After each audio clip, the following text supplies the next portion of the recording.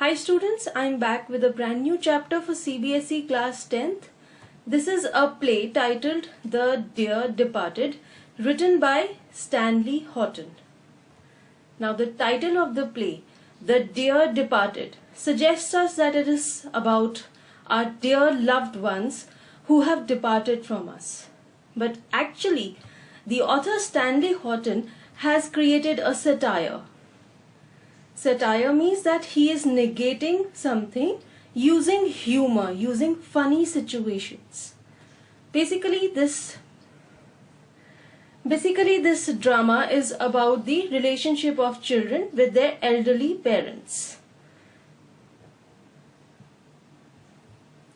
Now, what are the topics which we will cover over here? First of all, we'll talk about the author. Then we have a background of the play. Then we'll talk about the characters which are there in the play. This will be followed by an explanation of the drama. Then there will be a summary and the question and answers. So let's get started. First of all, I'll tell you about the author. Stanley Houghton. He was born in the year 1881 at Ashton-upon-Mercy, which is a small countryside town in England, and he died in the year 1913. William Stanley Houghton was a famous English dramatist. That is, he specialized in writing dramas. He was one of the best of a group of realistic playwrights, often called the Manchester School. Now, realistic playwrights means कि जो वो plays लिखते थे वो close to real life थे. उनके जो topics थे plays के वो एकदम हमारी आज की जो रोजमर्रा जिंदगी है उससे लिंक रखते थे. और जो इनका ग्रुप था राइटर्स का उसका नाम था The Manchester School. Manchester is also a town in England, and so as they all belonged to Manchester, they named their group the Manchester School. In his every play, he sought to present an idea. तो जो भी play William लिखते थे उसमें एक ना कोई एक आइडिया होता था जिसको वो अपने रीडर्स के सामने प्रेजेंट करते थे. He was a prominent member of a group of playwrights known as the Manchester School of Dramatics. एक और स्कूल था ड्रामेटिक्स का, the Manchester school of dramatics. वहां पर भी सब जो प्ले राइट्स थे, जो ड्रामाज लिखते थे, वो मेंबर्स थे और उसमें भी विलियम एक प्रोमिनेंट मेंबर थे. He was influenced strongly by Ibsen. Now Ibsen is another very famous writer. He also wrote plays and William Stanley Houghton इनसे बहुत ज्यादा इम्प्रेस थे और उनकी राइटिंग्स इनसे इन्फ्लुएंस्ड थी. His plays are set locally in Northern England. ज्यादातर William के जो प्लेज है उनकी जो सेटिंग है यानी कि जो बैकग्राउंड है, जो सब कैरेक्टर्स हैं, वो सब नॉर्दर्न इंग्लैंड के ही हैं, but they represent universal aspects of human nature. पर जो उनके प्लेज हैं वो यूनिवर्सली एप्लीकेबल हैं क्योंकि उसमें वो बात करते हैं ह्यूमन नेचर की. तो स्टूडेंट्स, ह्यूमन नेचर तो हर जगह सेम होती है, इसलिए जो प्लेज लिखे हुए हैं विलियम ने वो भी यूनिवर्सली एप्लीकेबल है, सब लोग उनको पढ़ सकते हैं. Houghton left his office job in the year 1912 to become a full time dramatist and moved to London. Here he became part of the city's dramatic and literary culture. The following year he moved to Paris, where he started to write a novel entitled Life. Now here we have the great works by Stanley Houghton. One of his famous book is Hindle Wakes, this one, and the other work done by him are Younger Generation and many more such works. Now here I have the background of the drama. The Dear Departed is a satire that criticizes the peripheral relationships and showy love between parents, siblings and children. तो basically ये जो play है ये बात करता है parents, siblings और बच्चों के रिलेशनशिप के बारे में. सिबलिंग्स मीन्स ब्रदर सिस्टर्स, बहन भाइयों का आपस में जो प्यार है, जो रिलेशनशिप है, उसकी बात होगी यहाँ पर. Now satire means that you are negating something, you are criticizing something, but in a funny and humorous way. Peripheral का मीनिंग है superficial, artificial. तो जो रिलेशनशिप्स हैं पेरेंट्स के अपने बच्चों के साथ और बहन भाइयों के, वो होने तो चाहिए बहुत ज्यादा रियल, बहुत ज्यादा क्लोज. पर कैसे वो इतने सुपरफिशियल होते हैं, इतने आर्टिफिशियल, इतने दिखावे से भरे हुए हैं, और उनका आपस में जो लव है वो भी सिर्फ बाहर से है, दिखाने के लिए है. उसकी बात करेंगे हम इस प्ले में. Though the title itself appears to be an emotional one, it soon becomes clear that the dear departed is not so. तो जहां तक ये जो टाइटल की बात है, द डियर डिपार्टेड, इससे तो हमें पता लगता है कोई बहुत लव्ड वन है जो छोड़ के चला गया है, उसकी बात होगी यहाँ पर. But it is not so. Why it is not so, we'll come to know as we read the play. The play was first produced in Manchester in the year 1908, in which Houghton satirizes, means to make fun of, the degradation of moral values in the British middle class. Degradation का मतलब है decline to a low, नीचे गिर जाना.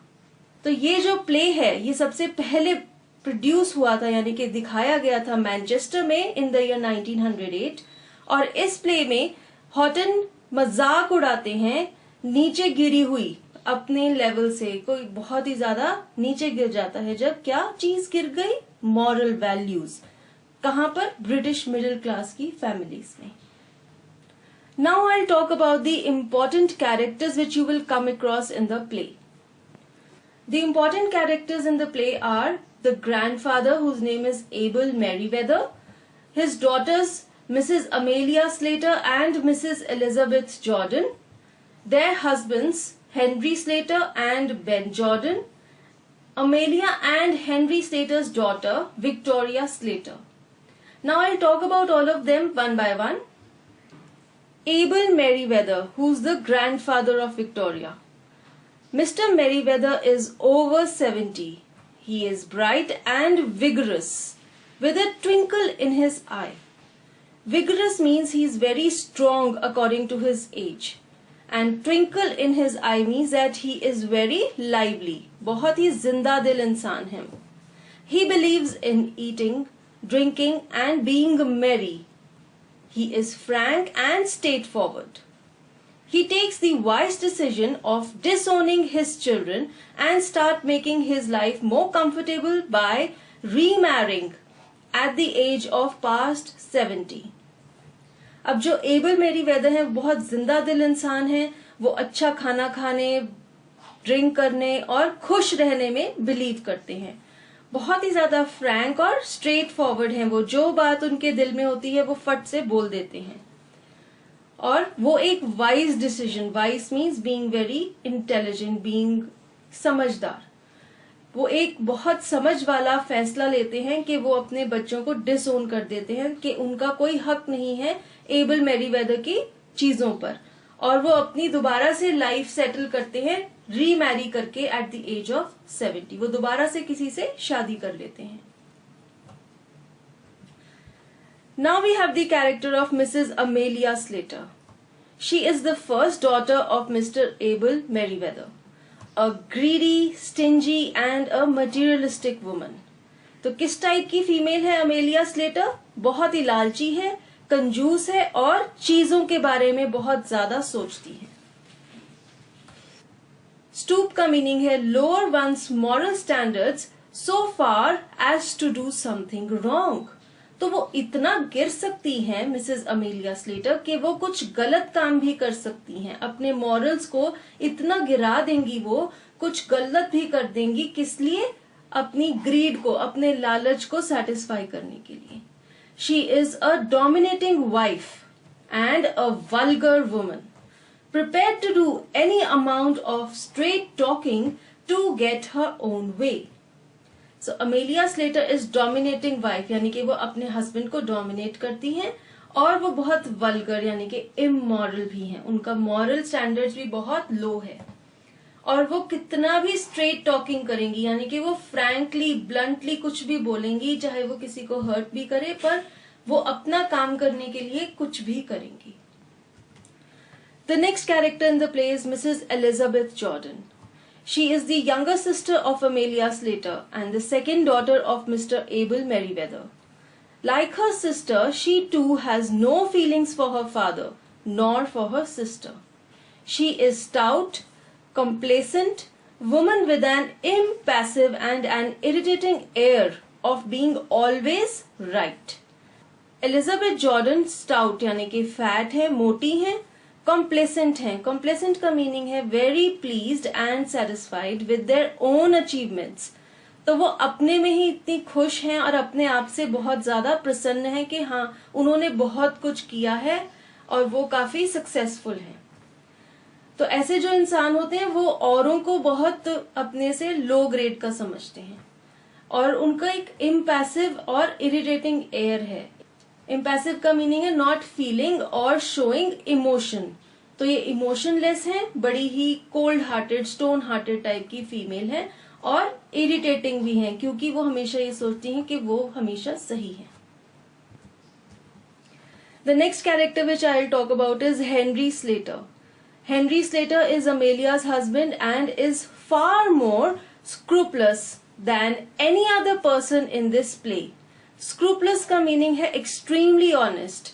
Henry Slater इस play में सबसे ज्यादा honest यानी कि सच्चे हैं. He is more sensible than the other characters of the play. Hence, he gives the logical suggestions while talking about the obituary notice to be given in the paper. He is a hen-pecked husband. Now, Henry Slater सबसे ज्यादा समझदार हैं. इसलिए वो बात करते हैं जब न्यूज़पेपर में नोटिस देना है डेथ का, तो वो उसके बारे में बात करते हैं कि उसमें क्या क्या कुछ लिखना चाहिए. पर वो उनमें एक नेगेटिविटी है. वो क्या है? ही इज अ हेन पेक्ड हस्बैंड. हेन packed means he is dominated and ordered about by his wife. तो जो हेनरी स्लेटर है वो अपनी वाइफ अमेलिया स्लेटर से लो होके रहते हैं. अमेलिया उनको डोमिनेट करती है और इधर उधर ऑर्डर करती रहती है. The next character is Ben Jordan. He is the husband of Elizabeth and he is a jolly little man with a chirpy voice. Accustomed to be humorous, but at present he is trying to adapt himself to the regrettable occasion.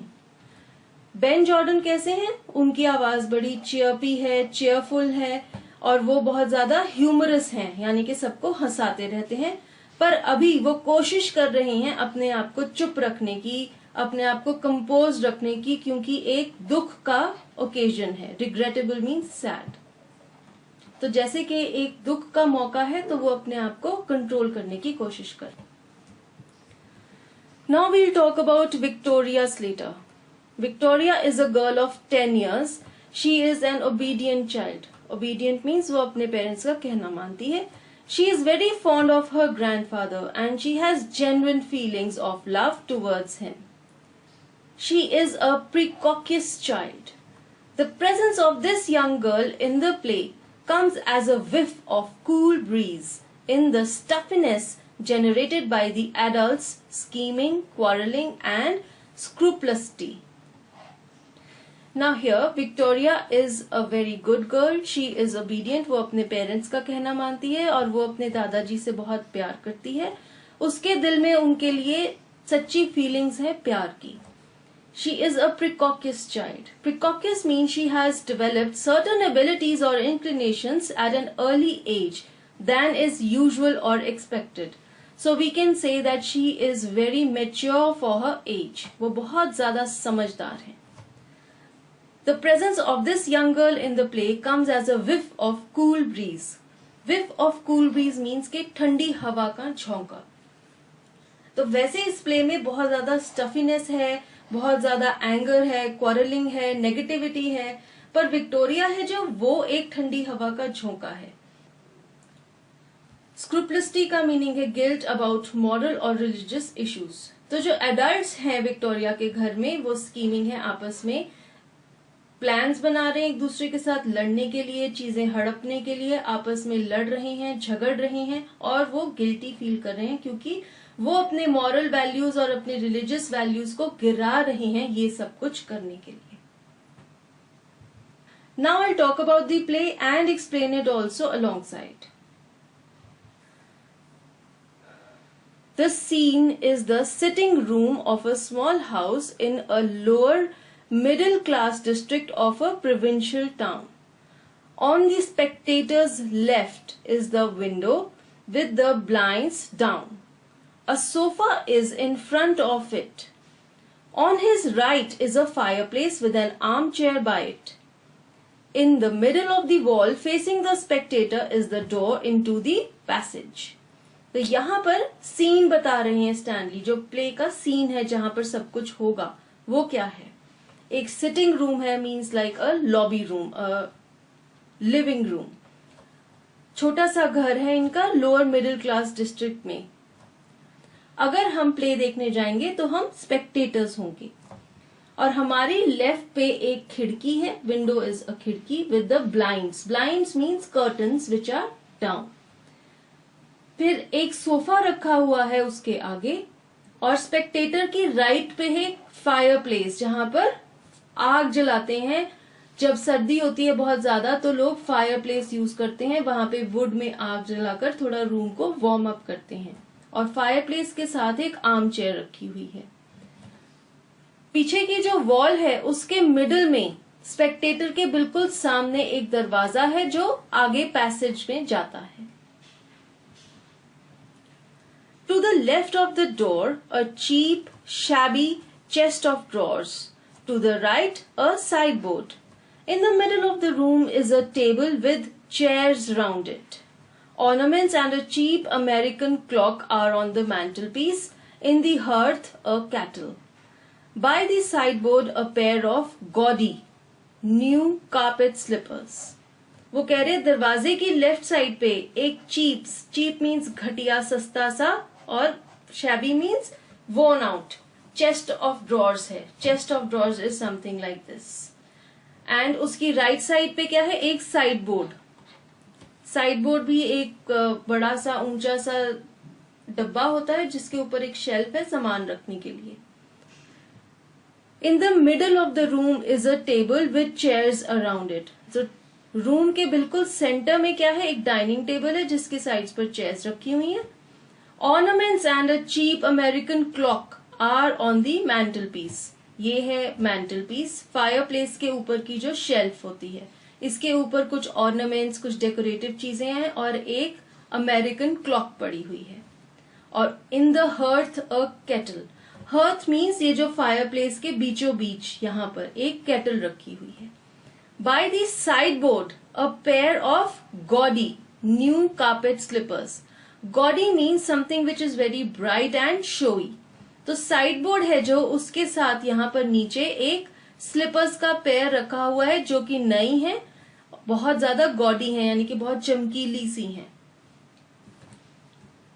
The table is partly laid for tea and the necessaries for the meal are on the sideboard, as also are copies of an evening paper and of tidbits and Pearson's weekly.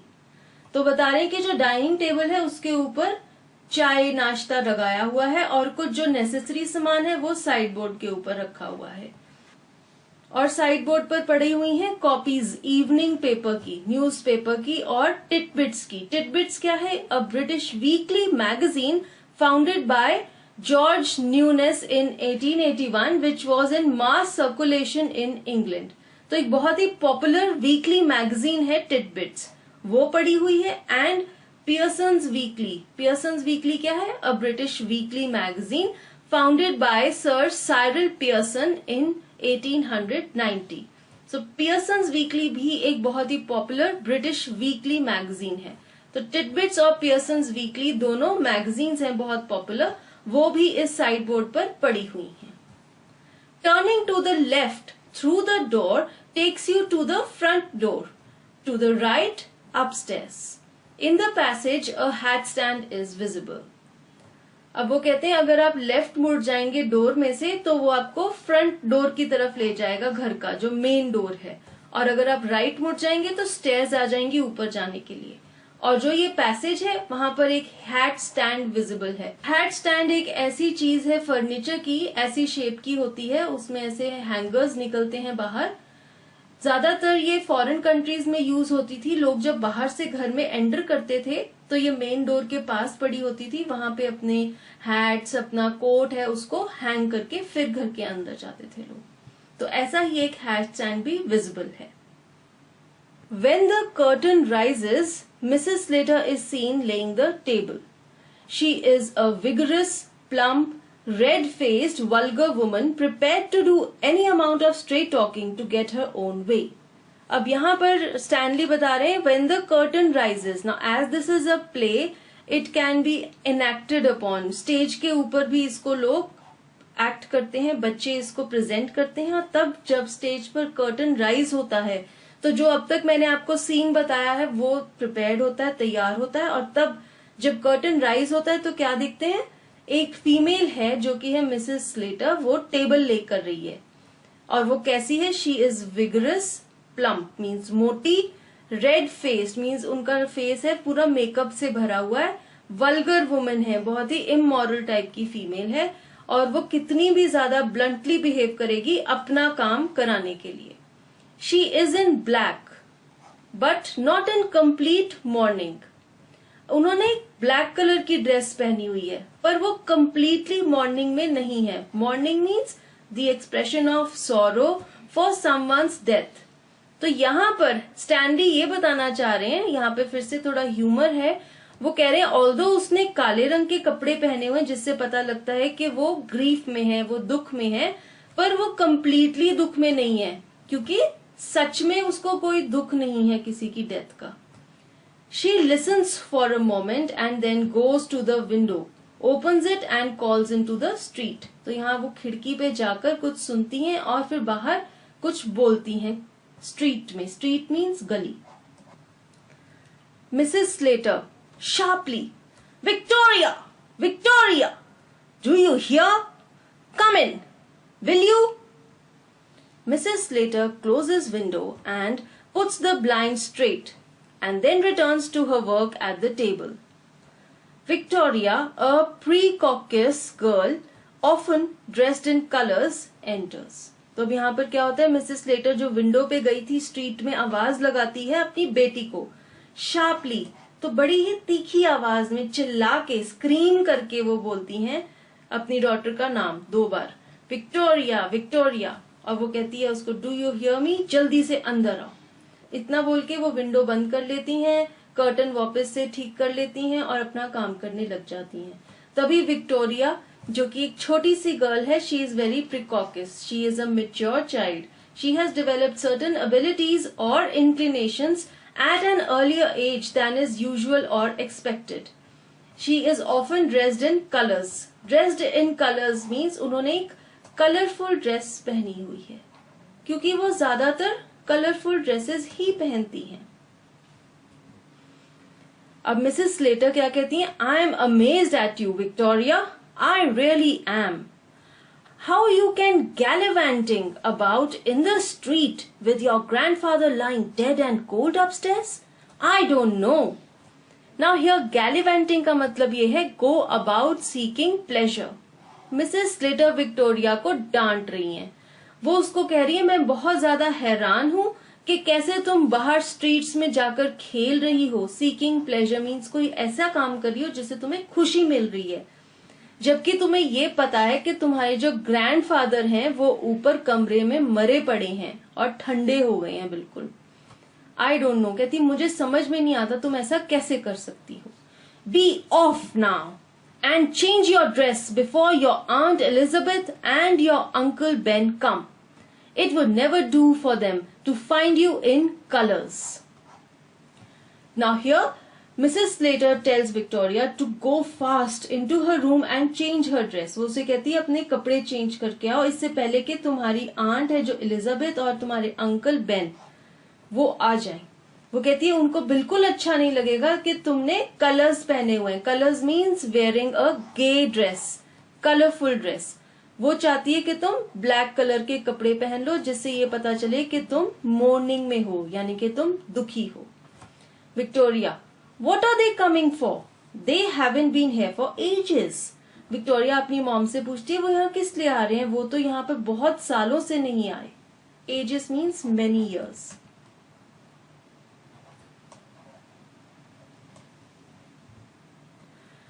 Now here Mrs. Slater says they are coming to talk over poor grandpa's affairs. Your father sent them a telegram as soon as we found he was dead. A noise is heard. Good gracious! That's never them. Mrs. Slater hurries to the door and opens it. Now Mrs. Slater tells Victoria that her Aunt Elizabeth and Uncle Ben are coming to talk over poor grandpa's affair. इसका मतलब वो जो grandfather है Victoria के, उनकी कोई affairs हैं, उनके लिए कोई बातचीत करने के लिए आ रहे हैं। फिर वो विक्टोरिया को बताती है कि विक्टोरिया के फादर ने उनको एक टेलीग्राम भेजा था जैसे ही उनको ये पता चला कि विक्टोरिया के ग्रैंडफादर मर गए हैं। टेलीग्राम क्या होती है? ये एक कम्युनिकेशन करने का तरीका है पोस्ट ऑफिस के थ्रू, जो कि बहुत ही ज्यादा अर्जेंट मैसेजेस भेजने के लिए यूज होता है। Good gracious, gracious means kind.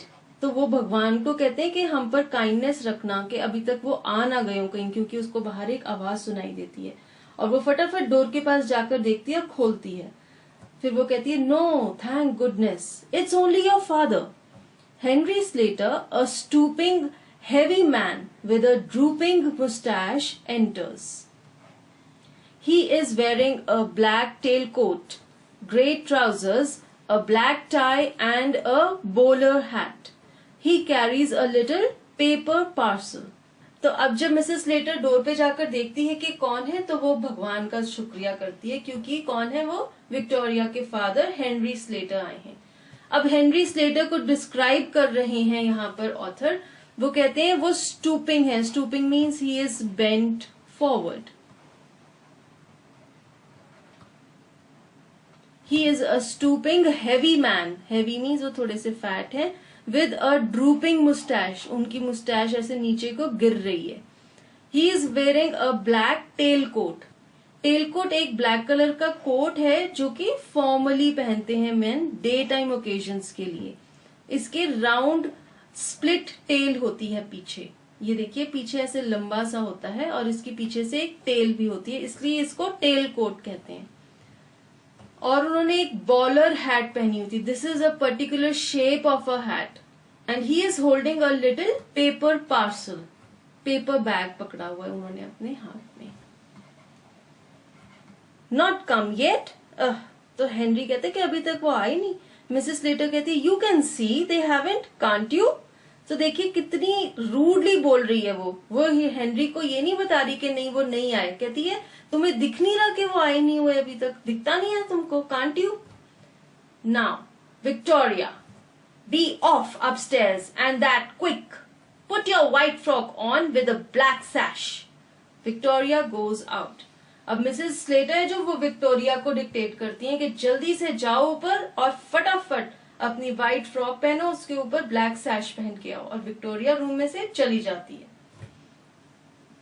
Now Mrs Slater says to Henry, I am not satisfied but it's the best we can do till our new blacks ready and Ben and Elizabeth will never have thought about mourning yet, so we'll outshine them there.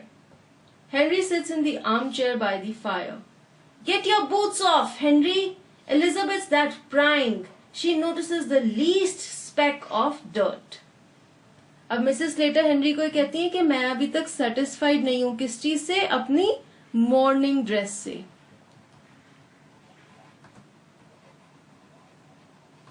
तो बाकी सारी problems को छोड़कर Mrs Slater को ये problem है, ये चिंता है कि जो उनकी मॉर्निंग ड्रेस है वो अप टू द मार्क नहीं है।